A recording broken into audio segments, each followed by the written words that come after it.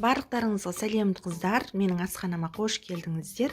Бүгін сіздерге тапсырысқа пісіріп жүрген өзімнің нағыз оригинал, өте керемет шығатын сүзбелі бәліштің рецептімен бөліскелі отырмын.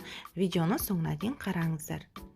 Алдымен каналыма тіркеліп қоңыраушаны басып, видеоны достарыңызға поделиться етуді ұмытпаңыздар. Бөлме температурасындағы сары майымызды бөлек ыдысқа саламыз.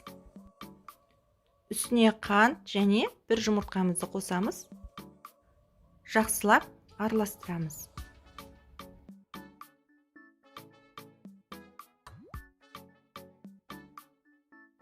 Енді массамызға ұнымызды және қопсытқышымызды салып, араластырып, жақсылап жұмсақ қамыр илейміз.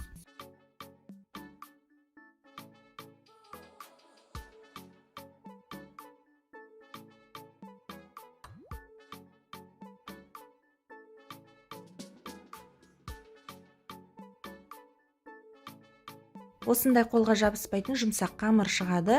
Енді салмасы дайын болғанша қамырымызды тоңазытқышқа қоя тұрамыз.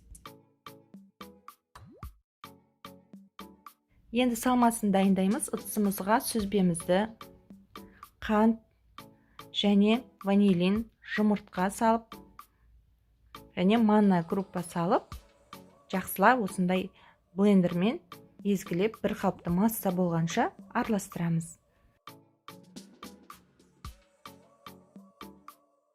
Міне салмасы дайын болды. Сүзбеміз осылай блендермен езгеннен кейін ешқандай түйіршіксіз болу керек.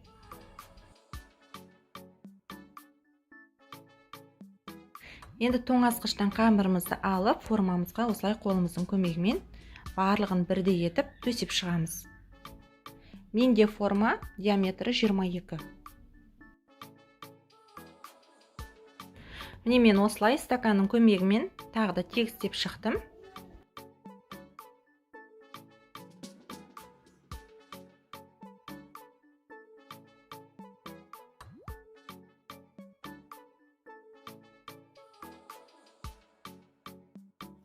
Енді салмасын құямыз.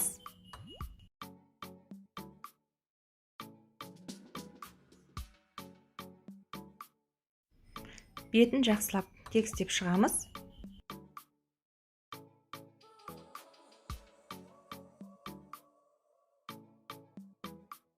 Бетіне әсемдік үшін менде тоңазытқышта қатырылған шиені қолдандым. Өздеріңіз қалауларыңызша қолдансаңыздар болады.